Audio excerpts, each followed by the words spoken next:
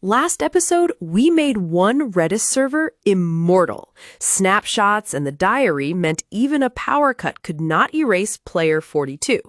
But our racing game just went global, and immortality is not enough.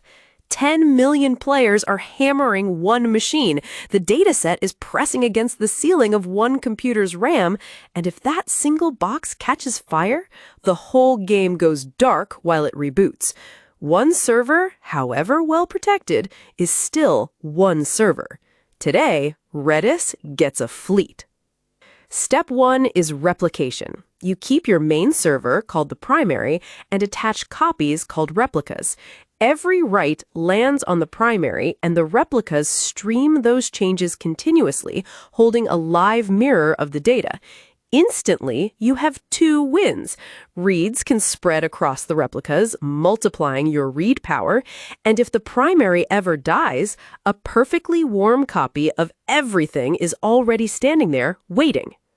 A server labeled primary receiving writes while two servers labeled replica stream copies of the data live, with read arrows fanning out across the replicas. But waiting for what, exactly? It is 3 a.m, the primary dies. Who notices? Who decides? Who does the promoting? A human paged out of bed is far too slow, so Redis ships a watchdog called Sentinels. Sentinels are small processes whose only job is to watch.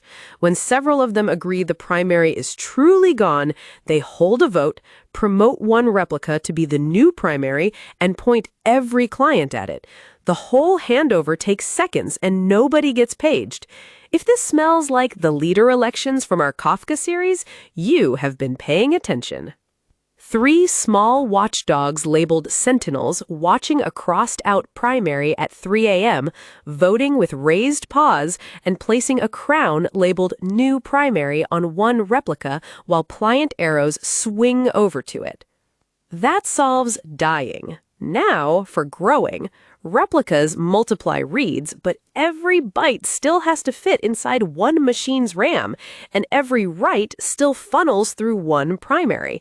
When 10 million players outgrow one box, Redis Cluster shards the data itself. And it starts with a wonderfully specific trick. Redis chops the entire universe of possible keys into a fixed number of buckets called hash slots. Pause the video and guess the number. It is 16,384. Every key is hashed straight to one of those 16,384 slots, and the slots are dealt out across shards, each shard being its own primary with its own replicas. Player 42 hashes to a slot, the slot lives on a shard, and the cluster routes his data there without any central directory. Need more capacity? Add machines, hand them some slots, and the fleet grows. If you followed this channel, you have now seen this move 3 times. Cassandra had a ring, Kafka had partitions, Redis has 16,384 slots. 3 different systems, one great idea. Split the data, copy the data, and elect new leaders when machines die. A dealer dealing 16,384 cards labeled hash slots across 3 shard tables, each table having one primary and one replica, with player 42's key card landing on one specific table. Now the honest part. Cluster is real machinery, and machinery has a cost in complexity. Most applications never need it. A single primary with replicas and Sentinel comfortably serves enormous workloads. Reach for cluster when your data truly outgrows one machine's RAM or your writes outgrow one primary. Scale because you must, not because it sounds impressive. So here's the big picture, and the whole series in one breath. Redis is a toolbox of structures living in RAM, answering in microseconds. It shields databases as a cache, survives power cuts with photos and diaries, and scales into a fleet with replicas, Sentinel elections, and 16,384 slots. Player 42's scores now live on many machines, survive any crash, and rank among 10 million in a single command.